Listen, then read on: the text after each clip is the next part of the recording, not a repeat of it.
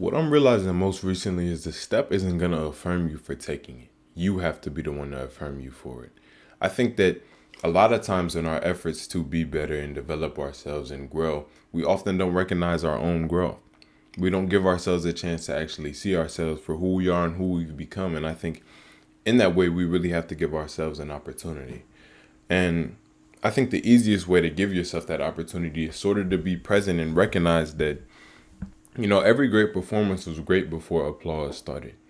And I think a lot of us are great without the validation that we are supposed to receive from the outside world.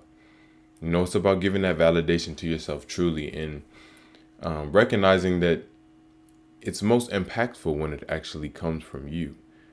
I think a lot of us can recognize that we live in a lot of different worlds. Everyone has their own unique perspective tailored to them. And I think we have to recognize that no one can see our internal workings but us. No one can really see that but us. So we have to be the ones to sort of be the ones to talk to it. Be the ones to accept the support, to accept the affirmation, to accept the affection that we give to ourselves. Otherwise, it won't be placed within. We sort of live in this dualistic world and enforce it so much so that even when we do receive what we need on the external, we don't allow it to impact the internal in a positive way. But when something negative happens, we're so quick to allow that gap to cease. It's about giving yourself affirmation regardless of how it looks. Recognizing that many great anythings were great before anyone called it great, before a word was attached to it. And it's about not limiting yourself again to the words that you place on yourself when it comes to your own affirmation and growth as a person. I think what makes it easiest to grow as a person is to recognize that success isn't something you achieve, it's something you are. Success, gratitude, love, it's all a way of being you. It's a way of conducting yourself in a way that's actually befitting towards what you want for yourself. And sort of giving yourself an opportunity to be here enough to interject it.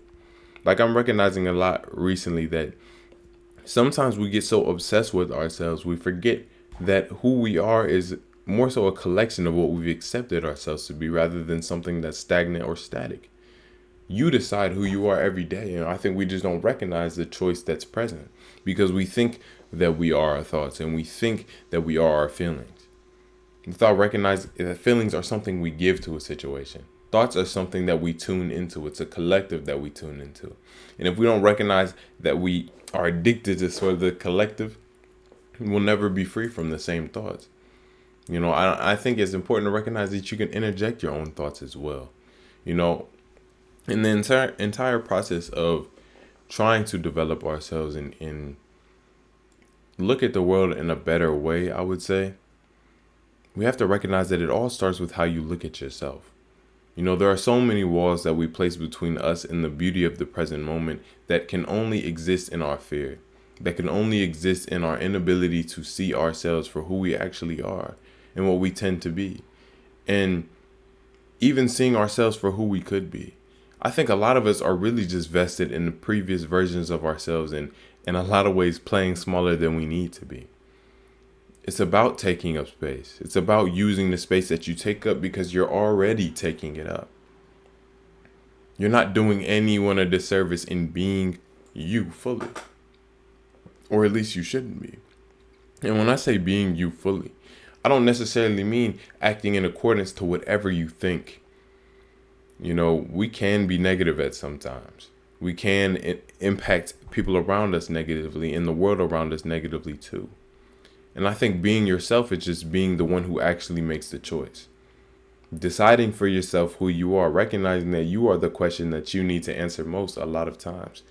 And when you do give yourself that answer, it's about being content with it.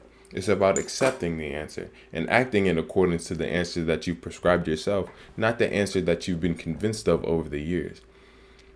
I think a lot of us repeat certain cycles of the past without recognizing that it's us who is cyclic. Not the surrounding events and circumstances, but us. Our feelings, our preconceived notions of who we are. and not allowing it to change, even though we can recognize change happening on the outside, even though we can recognize change in others, even though we can recognize growth in others, potential in others. We fail to recognize it in ourselves. And I think part of that is because we're so familiar with ourselves. We see ourselves every day. We get to be with ourselves every day. And we think the same thoughts about what we are every day to the point where we think we have an answer. And I think the point is to recognize that the answer is whatever you give it. It's whatever you truly provide, whatever you truly accept, I should say. And that's why I think it's important to accept yourself first and foremost. I think when we accept ourselves for who we are permitted a chance to actually see the person that we are, to see what we've become, to see what's impacted us, to see how we can impact ourselves in a different way presently in order to change the way that we currently are. And it's about doing those present things and not necessarily just doing them to do them, but doing them with the medicine in mind, doing them acknowledging the potency of the act that you're doing. And what that means to me is if you're affirming yourself, it's about feeling the affirmation. If you're telling yourself you love yourself, it's about feeling that love. And I was about to say trying to feel that love, but feeling isn't something we try to do. It's something we allow. And I think in trying to do certain things and trying to feel this way and trying to feel that way, we're separating ourselves from our ability to recognize that feeling is just a way of being. It's not something that we really have to try to do. If you think of what happiness feels like, not trying to think of what happiness feels like, just think, what does happiness feel like? And you already bridged the gap there.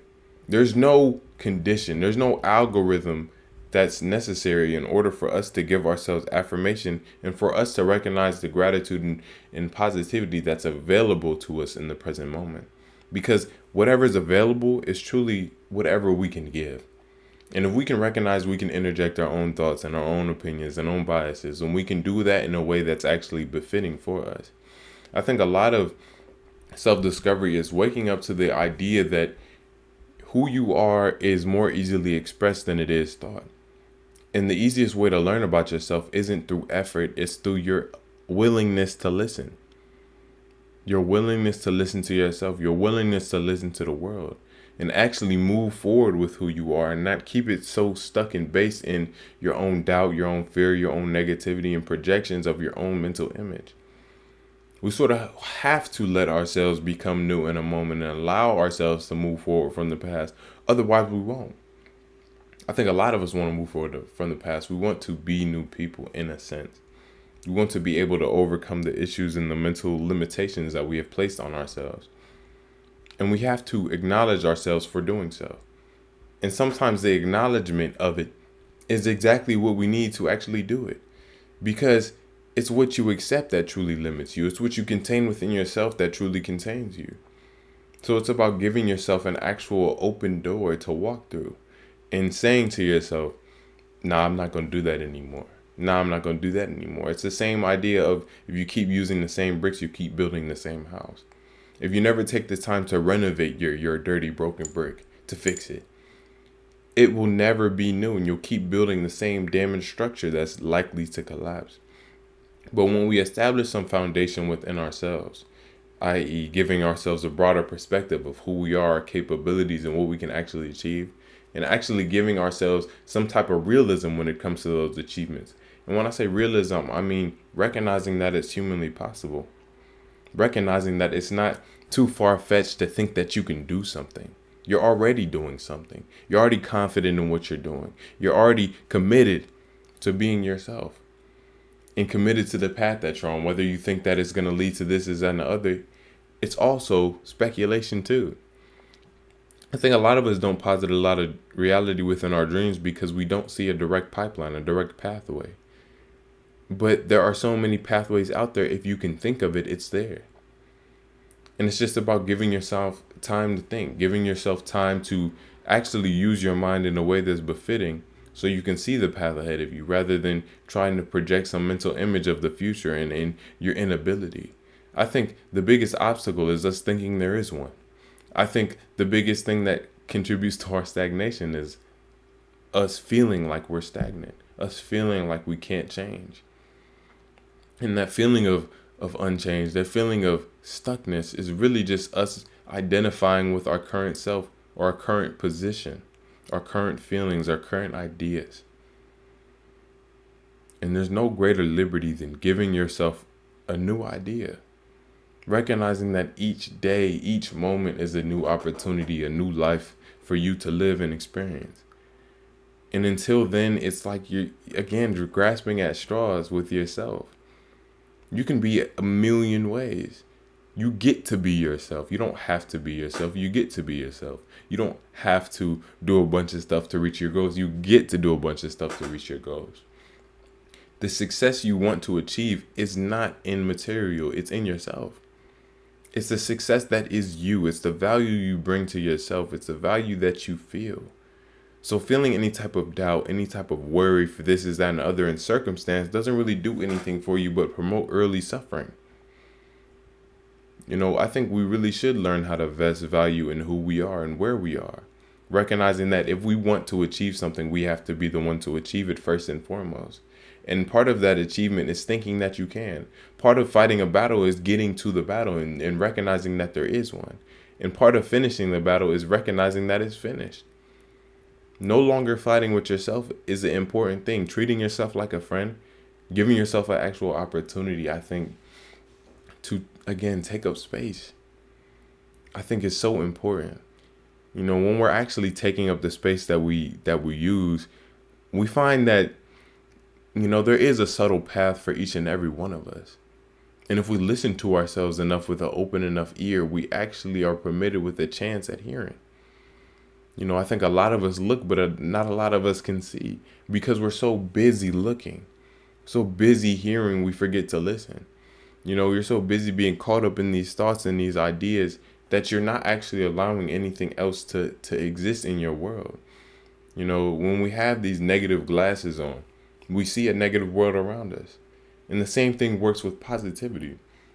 So if we can recognize that we are the sort of catalyst for that sort of shift in perspective, that shift in life, that shift in being, then it's sort of our responsibility to provide those shifts to ourselves by being present enough to choose, by being present enough to give ourselves real applause for just being us, for just being here, for just taking up space, for being alive, for continuing to do whatever we're doing. You're always enough for yourself. And if you don't give yourself anything for being yourself, then you're constantly going to think that you need to get it from the outside world. It's not outside people that validate you. It's always you. They can give you validation, but until you accept it, until you validate yourself enough to accept their validation, all you're going to feel is distance. All you're going to feel is they can't really see the full me, but they can.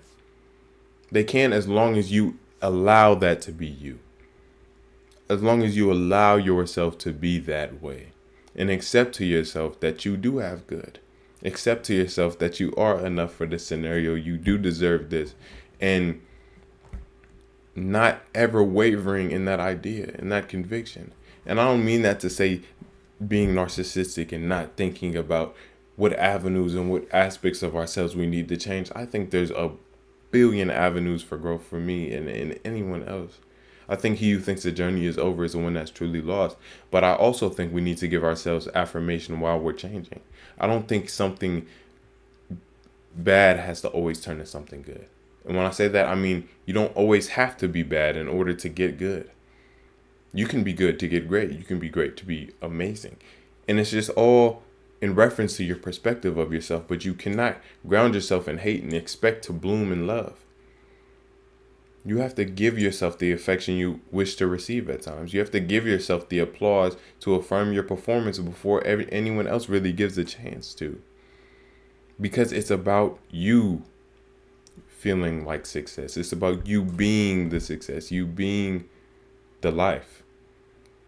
And not always trying to just see it.